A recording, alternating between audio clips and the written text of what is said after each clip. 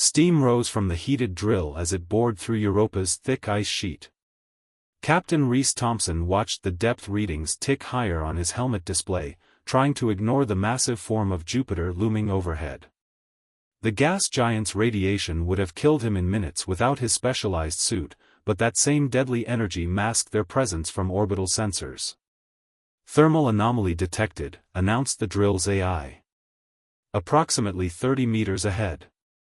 Rhys checked his oxygen levels, still 4 hours remaining. More than enough time to investigate whatever lay beneath these ancient ice layers.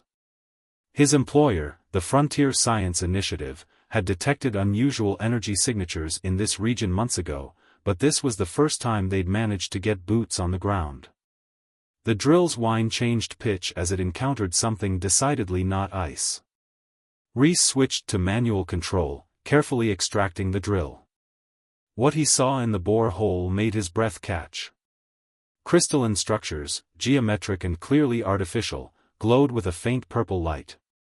They formed a perfect dome about 3 meters in diameter, somehow maintained despite millions of tons of ice pressing down from above. "Control, are you seeing this?" Rhys asked, his voice barely above a whisper. Static crackled in response. The radiation must be worse than expected. He deployed his survey drones, tiny machines that mapped the structure with laser precision. As the holographic model took shape in his HUD, his excitement grew. This wasn't just some ancient artifact, it was a preservation pod. And according to his readings, something inside was still alive. The pod's surface responded to his touch, becoming translucent. Through the crystal-clear material, he saw a humanoid figure floating in what appeared to be liquid light. Her skin had a silvery sheen, with delicate patterns that shifted like starlight on water. Long hair the color of deep space floated around her face. His suit's medical scanner indicated she was in some form of suspended animation. Her vital signs were incredibly slow but stable. This was exactly the kind of discovery that could revolutionize human understanding of the galaxy. That's when his motion sensors screamed a warning. 3 ships had just dropped out of stealth mode above the ice sheet. Not frontier science vessels. Military grade. The kind used by corporate mercenaries. Well, a voice crackled through his comms. "Thanks for doing all the hard work, Captain Thompson. We'll take it from here." Rhys recognized that voice, Victor Roth, notorious acquisition specialist for Helios Corporation. They must have followed his team's research trail. He had seconds to make a decision. The pod's occupant was helpless. If Helios got their hands on her, she'd spend the rest of her life as a lab specimen, if she survived at all. His fingers flew across the pod's surface, searching for anything resembling controls. The patterns beneath his hands pulsed faster, responding to his touch. The alien woman's eyes snapped open, solid silver orbs that seemed to pierce straight through him. The ice above cracked as the mercenary ships deployed their boarding tubes. Rhys's mind raced. His ship was hidden 2 kilometers away in an ice crevasse. If he could just... The pod's surface suddenly liquefied, flowing around his arms. Before he could react, it had integrated with his suit, becoming a gleaming exoskeleton. The alien woman floated free, still unconscious but now breathing normally despite the lethal environment. Warning shots from above sent ice fragments scattering. Time was up. Rhys scooped the alien woman into his arms, marveling at how light she felt in Europa's minimal gravity. "Sorry, Victor," he broadcast on all frequencies. "Finders keepers." The exoskeleton responded to his thoughts, propelling him through the ice tunnel faster than any human could move unassisted. Behind him, he heard the mercenaries' curses as they rappelled down into the bore hole. What he'd just done would make him a target for every corporate vulture in the solar system. But looking down at the mysterious woman in his arms, watching those strange patterns dance across her silver skin, he knew he'd made the right choice. He just hoped she woke up before their pursuers caught up with them. Because something told him this discovery was about to change everything, for humanity, for her people, and especially for him. The chase was on. Reese's ship, the Star Weaver, cut through Europa's thin atmosphere like a knife. The crystalline exoskeleton had integrated seamlessly with the ship's systems the moment they boarded, enhancing its capabilities in ways he couldn't begin to understand. Behind them, Victor's mercenary vessels struggled to match their sudden bursts of speed. The alien woman lay in his med bay, her silver skin now pulsing with waves of bioluminescence. His ship's medical AI was baffled by her readings, her cellular structure seemed to be actively rewriting itself, becoming more complex by the minute. A soft gasp drew his attention from the helm. She was awake. "You're safe," Reese said quickly, engaging the autopilot and moving to her side. "I found you in a preservation pod beneath Europa's ice." Her silver eyes studied him with an intensity that made his skin tingle. When she spoke, her voice was like wind through crystal chimes. "You interfaced with the Sentinel Matrix." "Impossible, unless..." She reached out, touching his chest where the exoskeleton had merged with his suit. "You're compatible." A proximity alert blared. One of Victor's ships had managed to get ahead of them, cutting off their escape route. Questions later, Reese said, returning to the helm. "Right now we need to dash." "Allow me," she said, placing her hand on the console. The exoskeleton resonated, and suddenly the ship's systems responded to her touch like extensions of her own body. The Star Weaver moved with impossible grace, slipping through gaps in Jupiter's radiation bands that shouldn't have been navigable. "I am Navara," she said as they danced through the deadly energy fields. "Last keeper of the crystalline archives. And you, human, have unwittingly involved yourself in something far larger than you realize." "Story of my life," Reese replied, watching in amazement as she piloted his ship with mere thoughts. "I'm Reese Thompson. Former Earth Force, now working for a private science initiative. Want to tell me why Helios Corporation wants you badly enough to send their best hunters?" Navara's expression darkened. "They don't know what I am, only that my pod's energy signature matched certain artifacts they've been seeking. Artifacts left by my people when they..." She hesitated. "When we chose to hide." The pursuing ships were falling behind, unable to match their maneuvers through Jupiter's lethal radiation. But Reese knew Victor wouldn't give up easily. "Hide from what?" "From ourselves. From what we discovered." Her fingers traced patterns in the air, and holographic symbols appeared, complex mathematical equations that made his head spin. "My people found something, Captain Thompson. A fundamental truth about consciousness, biology, and evolution itself. Knowledge that could elevate civilizations to unprecedented heights, or destroy them completely." Reese studied her face, noting how the starlight patterns beneath her skin seemed to reach toward him when he drew near. "And you were what, the guardian of this knowledge?" "I was its prisoner," she corrected. "Sealed away with it when my people couldn't agree on how to proceed. Some wished to share our discovery with other races. Others feared it would bring chaos, war, extinction. So they created the Keepers, linking us genetically to the knowledge itself. As long as we lived, it could never be fully lost, or misused." The ship shuddered as a glancing hit from their pursuers grazed their shields. Navara's hands tightened on the console, and the exoskeleton pulsed with power. "They're not trying to destroy us," she observed. "They want us intact." "Victor's employers prefer their research subjects alive," Reese agreed grimly. "Any chance this fancy crystal tech of yours can get us out of here?" "Better." A smile touched her lips. "I can show you why they should never have pursued us at all." The exoskeleton flared with light, and Reese felt a strange resonance building throughout the ship. Navara's skin was almost blinding now, the patterns beneath it moving with purpose. "What are you? "Showing you what my people discovered, Captain." The true potential of consciousness when it bridges the gap between species. She met his eyes. Do you trust me? Looking into those silver orbs, Rhys knew his answer would change everything. For better or worse, he'd crossed a line the moment he'd interfaced with her pod's technology. There was no going back now. I trust you. Nivara's hand found his, and the world exploded into light and sensation. The exoskeleton became a conduit, linking their minds, their bodies, their very cells. He felt her consciousness brush against his, ancient knowledge flooding through the connection. And in that moment, as their pursuers closed in and Jupiter's storms raged around them, two beings from vastly different worlds began to understand exactly why some knowledge was too dangerous to be shared, and too precious to be lost. The mental connection lasted only seconds, but it changed everything. When Rhys's consciousness returned to normal spacetime, he understood things that should have taken years to learn.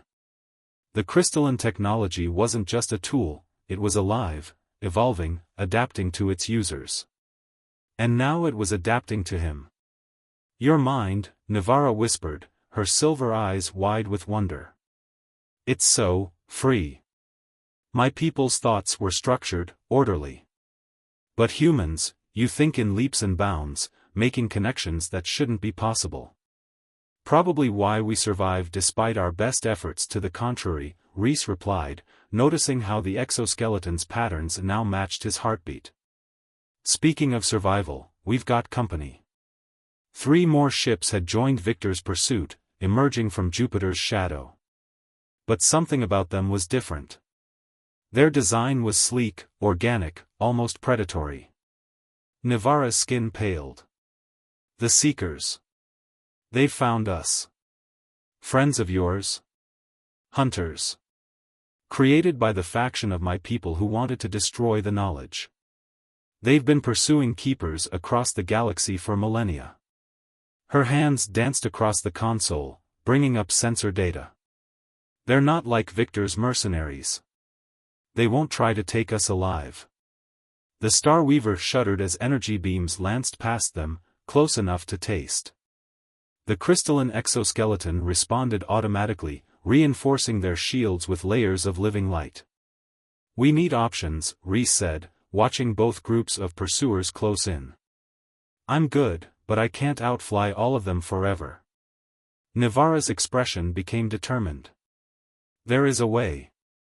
But it requires trust, complete trust. What I shared with you before was just a fraction of what's possible. She met his eyes.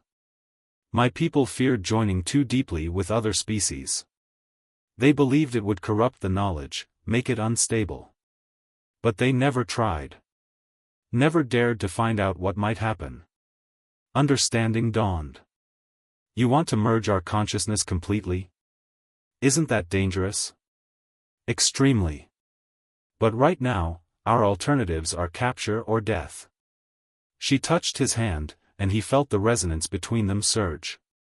My people were wrong about so many things, Rhys. They thought isolation was the answer, that keeping the knowledge pure meant keeping it separate. But evolution doesn't work that way.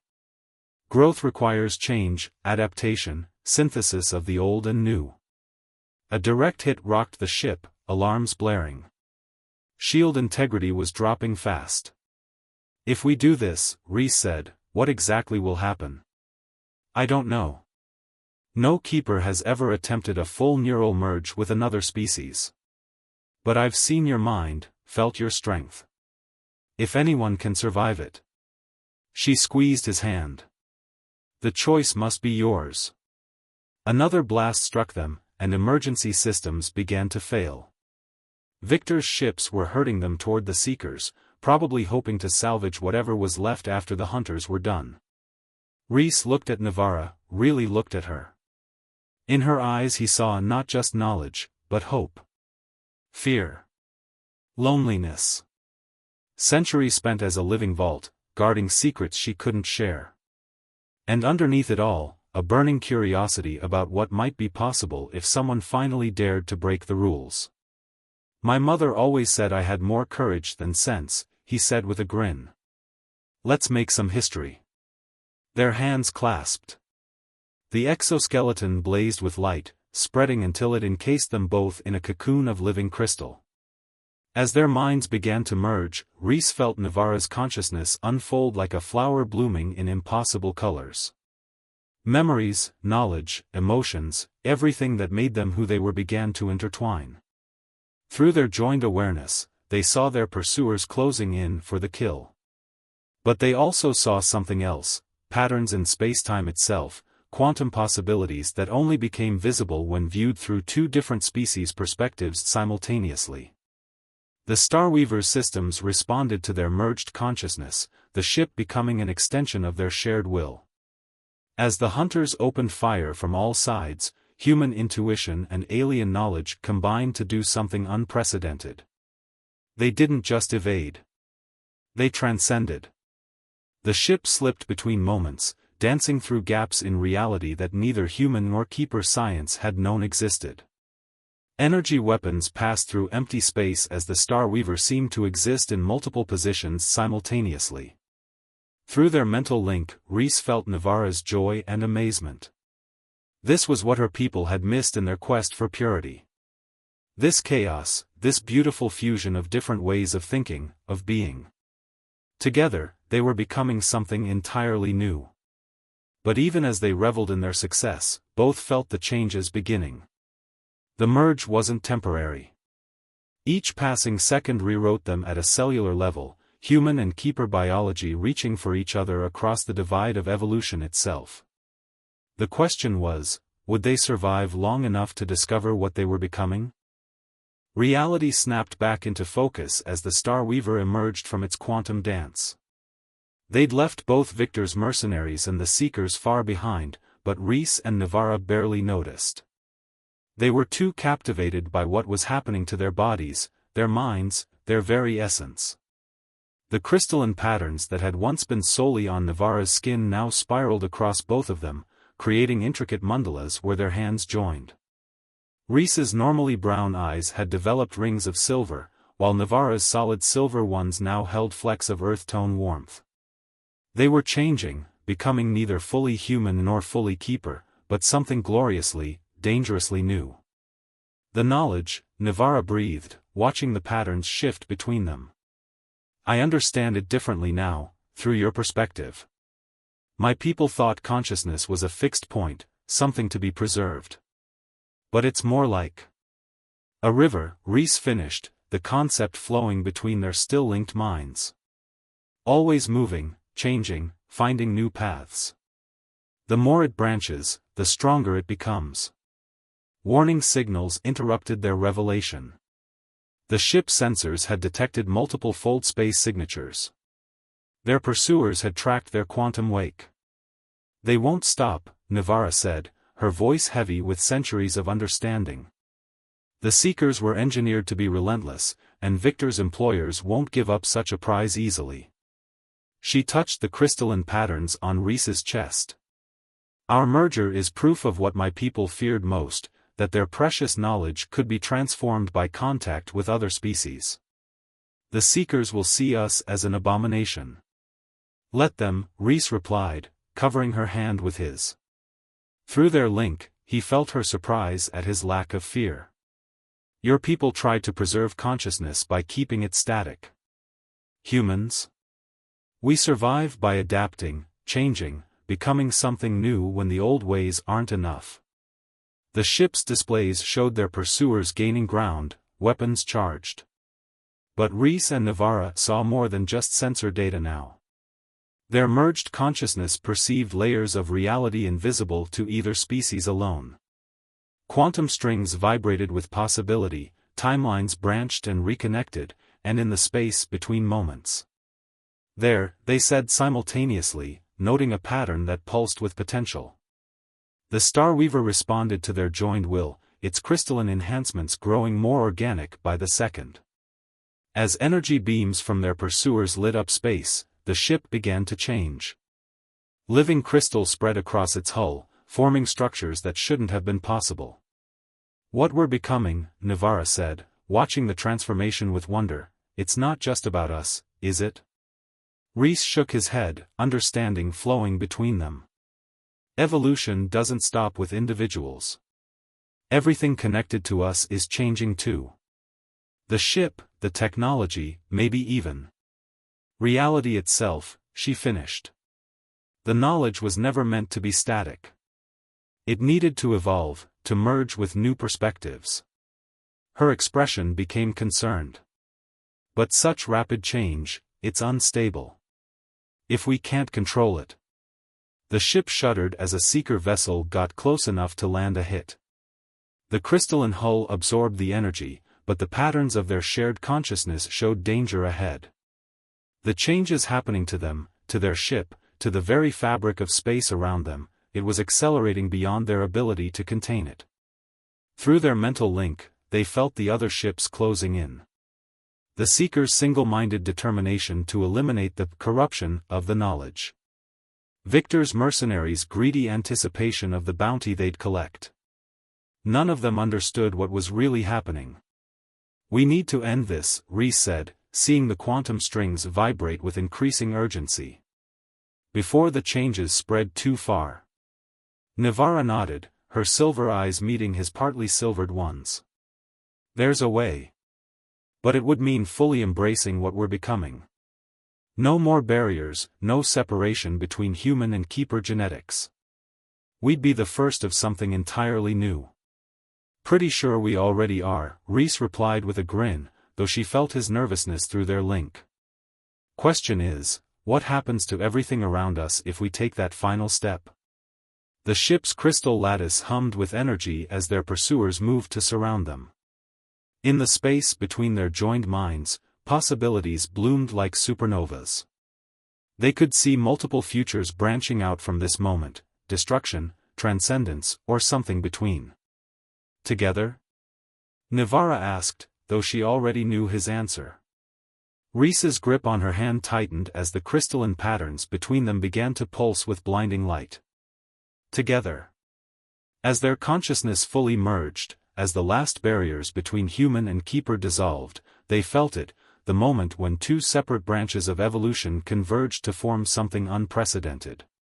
Energy cascaded through the ship's living crystal matrix, reality rippled, and in the quantum foam between spaces. Everything changed. The universe held its breath.